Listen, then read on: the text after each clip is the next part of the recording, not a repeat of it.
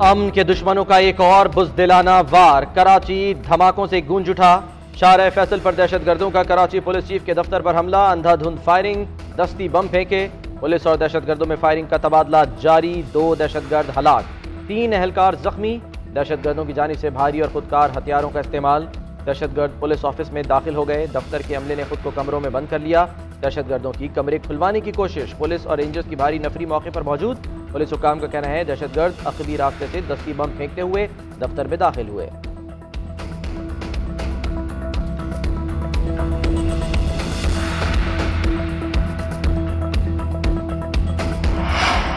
चीजें कंट्रोल में है और जो कुछ ये किया गया है ये एक सोची समझी साजिश है। एक ऐसे टाइम पर जब कराची में पीएसएल हो रहा है और जो दुनिया में एक अपना मकाम और हैसियत रखता है, उसी वजह से एक घनाउनी बुज़दिलाना साजिश है जिसका मुकाबला इंशाअल्लाह ताला पाकिस्तान की फोर्सेस, कराची की आवाम जरूर करेंगे। गवर्नर वजीर आला सिंध का कराची पुलिस चीफ के दफ्तर पर हमले का नोटिस। आईजी पुलिस को दहशतगर्दों के खिलाफ भरपूर एक्शन लेने की हिदायत। रिपोर्ट तलब कर ली। कामरान टिसोरी कहते हैं मामलात को बड़ी हद तक कंट्रोल कर लिया गया। हमला सोची समझी साजिश के तहत किया गया। दहशतगर्दों की बुज़दिलाना कोशिश का मुंह तोड़ जवाब दिया जाएगा। मुराद अली शाह ने कहा इंतहाई अहम इमारत पर हमला बाइस तशवीश है। मुतासरा मुकाम पर खुसूसी फोर्सेज भेजी जाएं। वज़ीर इत्तलात सिंध शर्जील इनाम मेमन ने कहा कि दहशतगर्दों ने रियासत की रिट को चैलेंज किया। हम उनको ऐसे नहीं जाने देंगे। दहशतगर्दों को इबरतनाक सजा देंगे।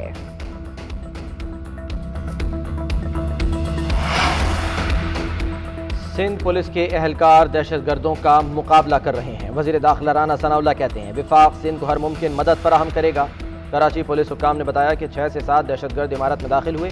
दहशतगर्दों ने गाड़ी पार्क करने के बाद दस्ती बम फेंके और इसकी आड़ में इमारत में दाखिल हुए। पुलिस एहलकार तीसरी मंजिल तक पहुंचने की कोशिश कर रहे हैं।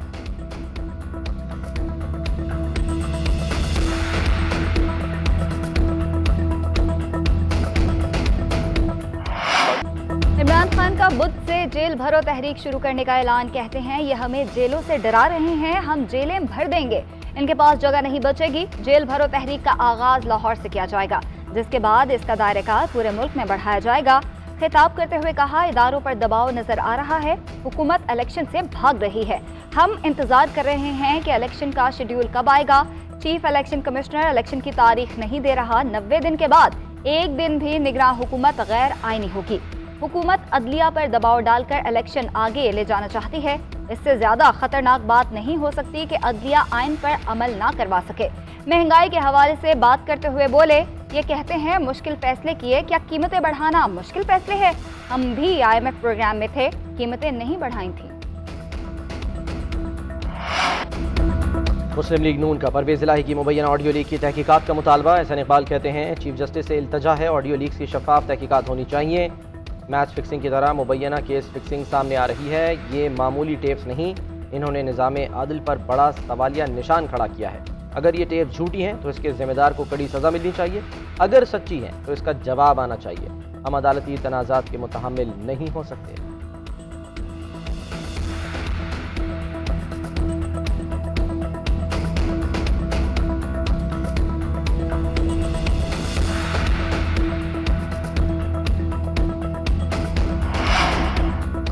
मुबैना ऑडियो ने परवेज इलाही को मुश्किल में डाल दिया। वजारत दाखिला की इजाजत के बाद FIA ने तहकीकात शुरू कर दी। विफाकी तहकीकाती इदारे का ऑडियो की फोरेंसिक कराने का फैसला। ऑडियो असली हुई तो साबिक वजीर आला पंजाब के खिलाफ मुकदमा दर्ज किया जाएगा।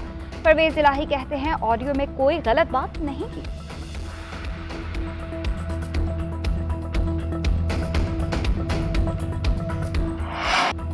CCPO लाहौर गुलाम महमूद डोगर के तबादले का हुक्म मुअत्तल। सुप्रीम कोर्ट ने निगरान हुकूमत का फैसला मुअत्तल कर दिया। जस्टिस मुनीब अख्तर ने इस्तफसार किया कि किसने चीफ इलेक्शन कमिश्नर को ये इख्तियार दिया है कि ज़बानी दरखास्त पर तबादला कर दे।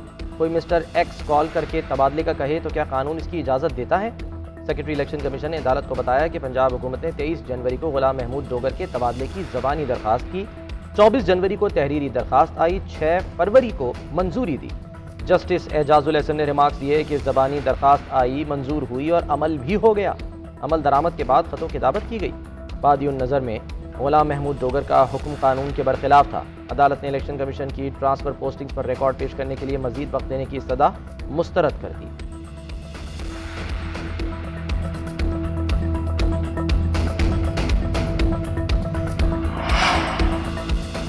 सदर मुमलिकत इंतखाबात की तारीख न देने पर इलेक्शन कमीशन से नाराज, चीफ इलेक्शन कमिश्नर को बुला लिया। सदर आरिफ अलवी का चीफ इलेक्शन कमिश्नर को खत। सेक्शन 57A के तहत ऐवान सदर में इंतखाबात से मुतालिक हंगामी इजलास में शिरकत की दावत। सदर मुमलिकत का इलेक्शन कमीशन की जानिब से बेहिसी पर नाराजगी का इजहार। सदर आरिफ अलवी ने खत में लिखा, इलेक्शन कमीशन ने अभी तक मेरे पहले खत का जवाब नहीं दिया। अहम मामले पर इलेक्शन कमीशन के अफसोसनाक रवैये पर इंतहाई मायूसी हुई। एक्ट के तहत सदर आम इंतखाबात की तारीख का ऐलान इलेक्शन कमीशन से मुशावरत के बाद करेंगे।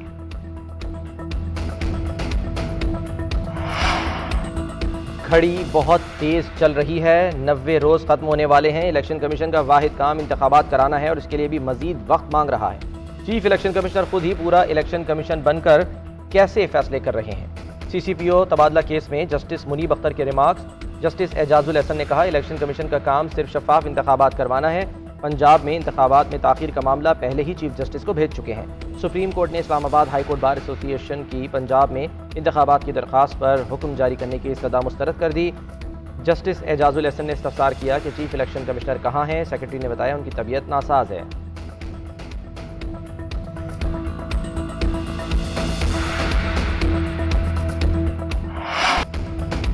इलेक्शन कमीशन का इंतखाबात की तारीख देने से इनकार। इलेक्शन कमीशन ने जस्टिस जवाद हसन का फैसला लाहौर हाई कोर्ट में चैलेंज कर दिया।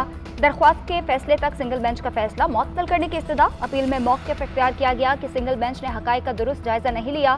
कानून के मुताबिक इंतखाबात की तारीख देना इलेक्शन कमीशन का इख्तियार नहीं है। इलेक्शन कमीशन को इंतखाबात की तारीख का कहना आइन और इलेक्शन एक्ट के खिलाफ है। इलेक्शन की तारीख से मुतालिक सिंगल बेंच का फैसला कलअदम करार दिया जाए। इंट्रा कोर्ट अपील में इलेक्शन कमीशन ने PTI और गवर्नर पंजाब को फरीक बनाया है।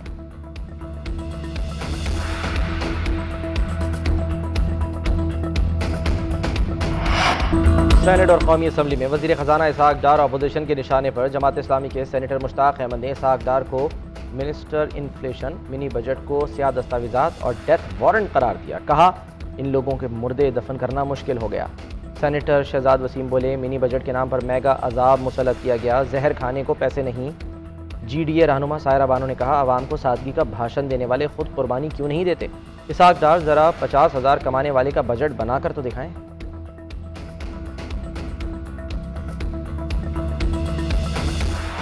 वज़ीर कानून आज़म नज़ीर तारड़ का तनकीद करने वाले अरकान को जवाब। कहा, महंगाई पर कोई खुश नहीं होता, लेकिन माजी में भी झांकना चाहिए।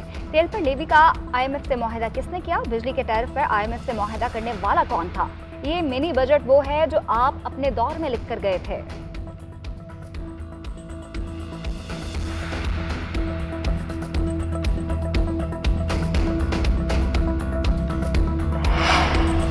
IMF का हुकूमत के मिनी बजट इक़दामात पर इत्मीनान का इजहार। पाकिस्तान और IMF के दरमियान मामला तय पा गए। IMF टीम का कहना है, हुकूमती इक़दामात के बाद पाकिस्तान को कर्ज की अगली किस्त जारी करने की सिफारिश करेंगे। वज़ारत ख़जाना ज़राए का कहना है, IMF प्रोग्राम की बहाली से दोस्त ममालिक और बैनुल अक़वामी इदारों से माली इमदाद भी मिलेगी।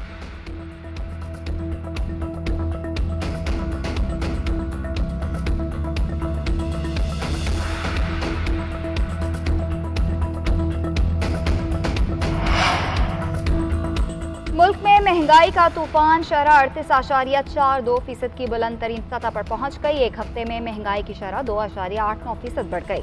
एक हफ्ते में खुर्दनी तेल 243 रुपये महंगा, 1 किलो घी 44 रुपये महंगा हो गया। जिंदा मुर्गी की कीमत 31 रुपये फी किलो बढ़ गई। LPG का घरेलू सिलेंडर 47 रुपये महंगा हुआ। गोश्त, दूध, चीनी, नमक समेत 34 अशिया की कीमतों में इजाफा। इदारे शुमारियात के मुताबिक 5 अशिया की कीमतों में मामूली कमी, 12 में इस्तेहकाम रहा।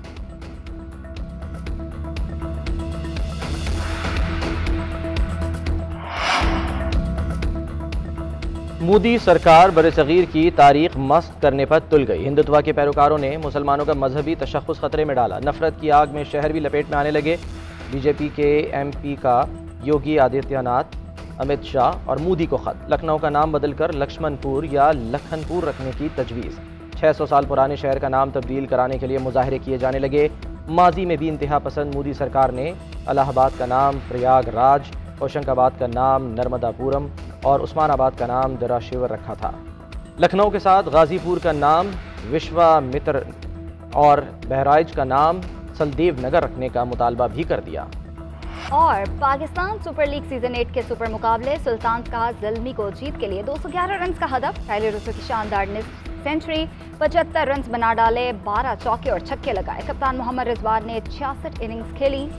हदफ के ताकुब में पेशावर ज़ल्मी की बैटिंग जारी।